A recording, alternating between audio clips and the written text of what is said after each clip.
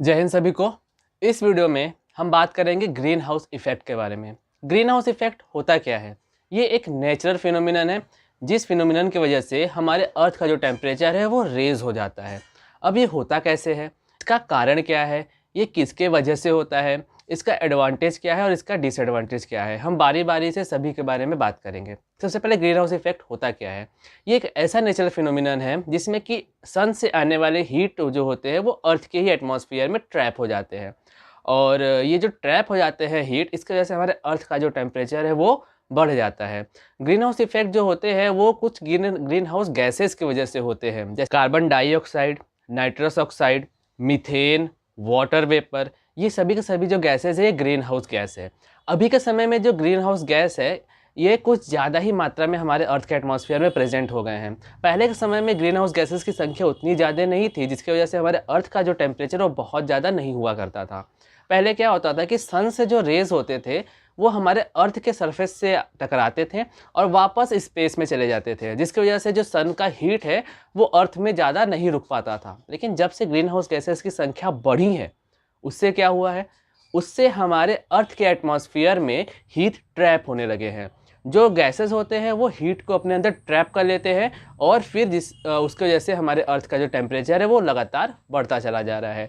Green house effect जो है वो उसके कई सारे डिसएडवांटेज भी और कई सारे एडवांटेज भी। ग्रीन हाउस इफेक्ट के बढ़ने का कॉज क्या है? ग्रीन हाउस इफेक्ट के बढ़ने का एक बहुत ही मेन कॉज है ह्यूमन एक्टिविटी।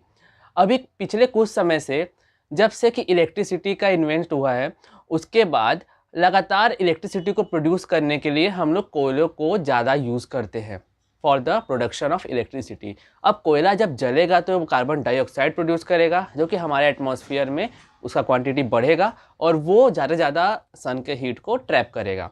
अब ग्रीन हाउस इफेक्ट की वजह से क्या होता है, इसका डिसएडवांटेज क्या है?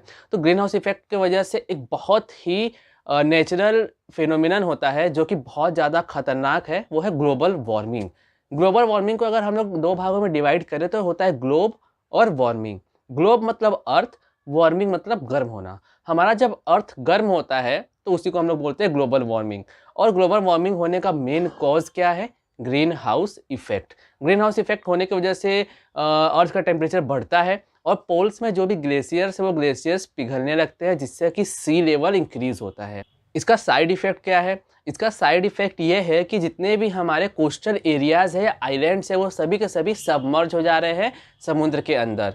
तो ये एक बहुत बड़ा डिसएडवांटेज है। अगर हम लोग दूसरे डिसएडवांटेज का बात करें तो ग्लोबल वार्मिंग की वजह से सॉइल फर्टिलिटी लूज़ हो रहा है, डिजर्टिफिकेशन हो रहा है, सॉइल इरोजन हो रहा है, हमारे अर्थ का जो नेचुरल क्लाइमेट साइकिल है वो डिस्टर्ब हो रहा है। ग्लोबल वार्मिंग एक तरह से अगर ये लगातार बढ़ता रहा ग्रीन हाउस इफेक्ट की वजह से, तो आगे आने वाले समय में अर्थ का टेम्परेचर इतना ज़्यादा बढ़ जाएगा कि यहाँ पे इंसानों को रहना बहुत ज़्यादा मुश्किल हो जाएगा।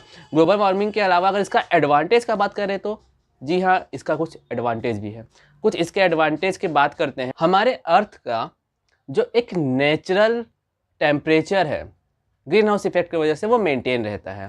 पहले के समय में अर्थ का टेम्परेचर बहुत ज़्यादा ठंडा हुआ करता था, जिसकी वजह से इंसानों को रहने के लिए, दूसरे जानवरों को रहने के लिए बहुत ज़्यादा मुश्किल होता था।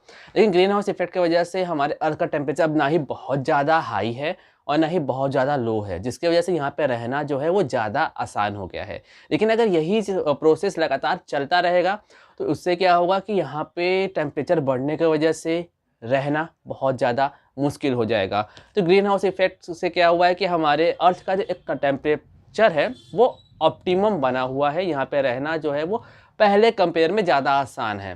पहले के समय में अक्सर ही आइस एज हुआ करते थे, जबकि हमारे पूरा का पूरा पृथ्वी जो है वो बर्फ़ से ढक जाया करता था। लेकिन अब जो है वो आइस एज जो है वो अब कुछ ज़्यादा लंबे समय बाद आएगा। रीज़न क्या है उसका? ग्लोबल वार्मिंग या फिर green house effect. Thank you for watching the video. Please काट दो।